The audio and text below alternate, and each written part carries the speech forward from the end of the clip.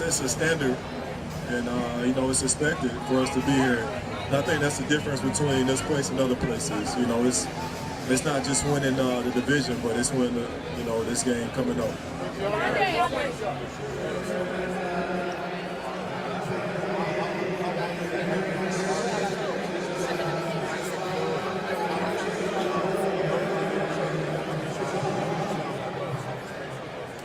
On the post earlier, no, I didn't spend much time on that post I posted earlier. You know, I could have said a couple more paragraphs, but you know, I didn't want to lose the audience. And you know, social media is it's a quick thing. You kind of swipe and look. So I could have said a lot more, but you know, I just kind of spoke from the heart. And you know, I've always felt like that. Obviously, you know, having this opportunity where a little bit more eyes are on me, I feel like the message was needed for some kids.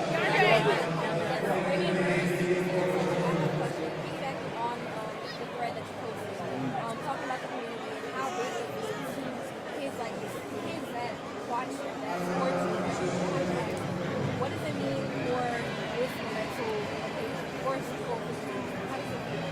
It feels amazing, and I think, you know, the post that I posted earlier, I want a lot of kids to understand that no matter your situation, you can be where I am. You know, I grew up in a football family. I always knew I wanted to play football.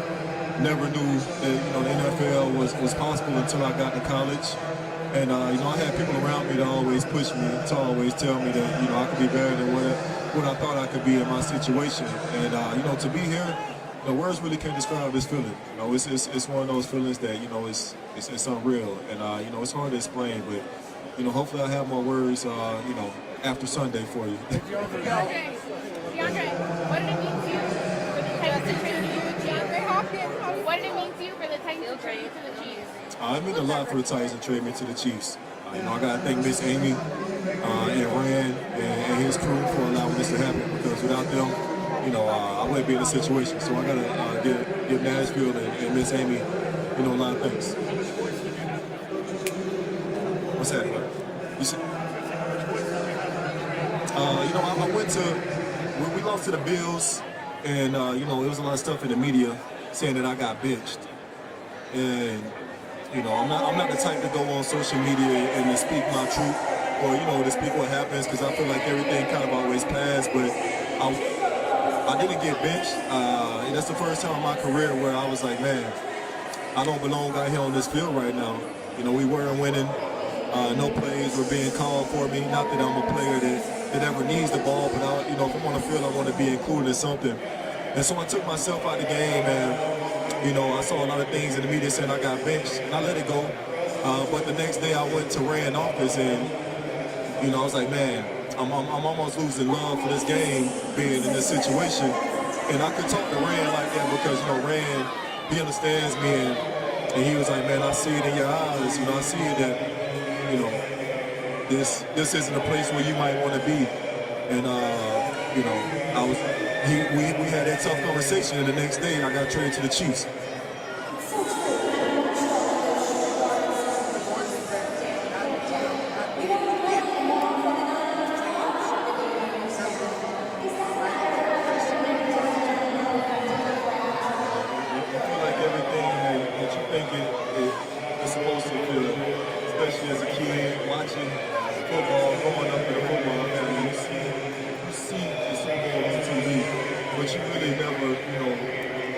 Understand like how big, you know, that moment is, man. Like being in this, man, it's one of those feelings that's hard to explain, man. It's, you know, I got 3 kids, and you know, it's like that first feeling I had when my firstborn, you know, came into this world, man. It's exciting, you know. It's a new feeling. Appreciate it, I got you. Hold on, I got you.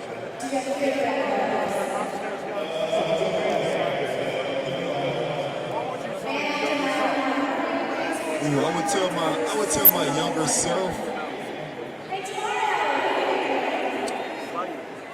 man, shit. That's a lot I tell my younger self, but pertaining to this, I would tell my younger self to, you know, man, embrace everything that happened. You know, just be joyful and happy.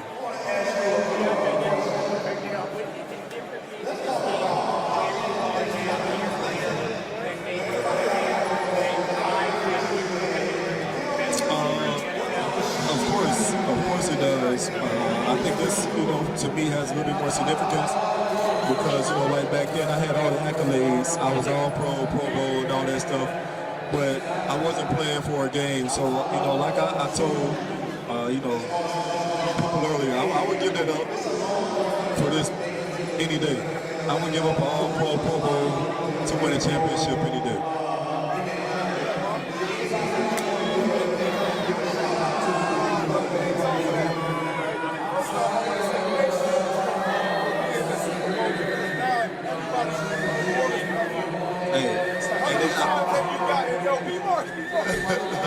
Man, I get that a lot, especially when I go down to Florida.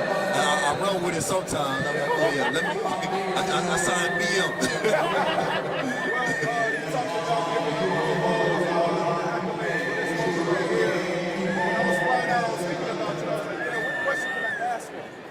Going out on a limb. I would bet that there was a moment when you was like, you know what, man, maybe it ain't gonna happen.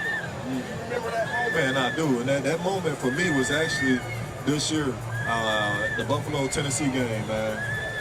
That was probably one of the worst games in my career as far as a player. Not for statistics, but, you know, I wasn't included in the game plan. I was out there running around, man. And I was like, damn. And I actually benched myself. And I never took myself out of any game. I'm a competitor, you know. I would play this game for free, man. And I was like, man, something in me was like, nah, man, you just, you know, remove yourself. Something bigger coming. And you know, man, I really didn't, you know, see. I didn't see this happening, but I was like, man, something got to give. And it was this year.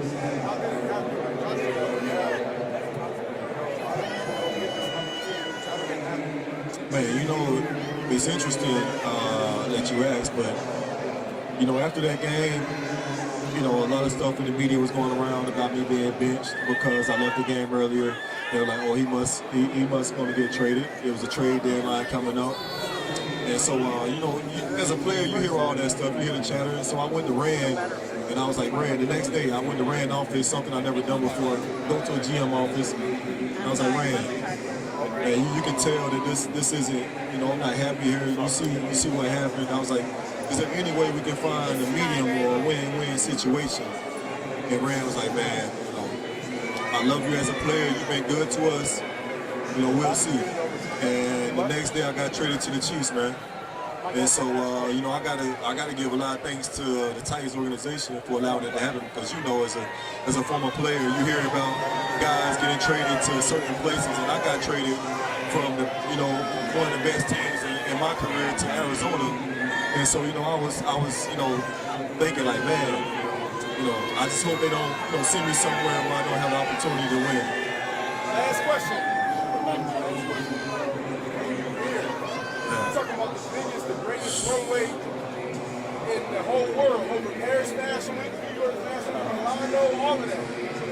Like, can we get some breaking news? Y'all want some breaking news? What are you wearing Sunday? Man, you know, come on, bro. You know, nobody asked me, but I'll give it to you. I'll give it to you. I'll give it to you, B. Marsh. To the whole world. Let's go. Well, B. Marsh asked me, so if y'all asked me, I might not got that. But, you know, my dad died in 1992, and he left me a couple things, and one of the things that he left me was a mink jacket.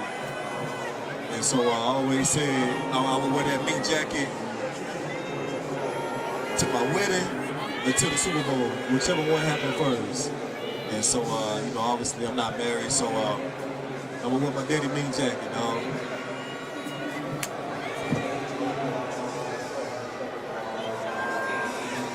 The last time we spoke was in London, and I spoke to you direct, and now we're at the Super Bowl. I remember you, bro. Yes, sir. You spoke about being traded for pennies in your career. How do you appreciate this? Knowing that they saw something in you that others perhaps didn't? It's a reason that, you know, the Chiefs, we're going up for, you know, 3 Super Bowls in a row. I think they see things that a lot of players that other organizations don't see, or the organizations might give up on players early. You see Juju over here making plays. You see other guys as well, Charles Aminu. Charles Aminu got written off early in his career, and now he's, you know, going on 2 Super Bowls.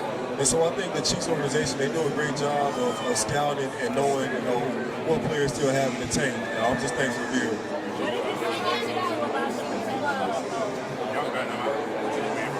It's so hard to do something. You don't have it, so given what you're experiencing now, I'm wondering what these last months are talking about hope. It's taught me, man, it's taught me a lot. You know, I knew I had patience and I knew I had hope, but you know, when you go from a team who's one of the worst teams record-wise in the NFL to this, you have a whole new definition of hope. And I'm just happy that I was able to be, sought out by the Chiefs as a player that they want on this journey. And so the hope that I have is it's a new faith, it's a new hope. I thought I had it before, but this is completely different. To go from that to this overnight. DeAndre,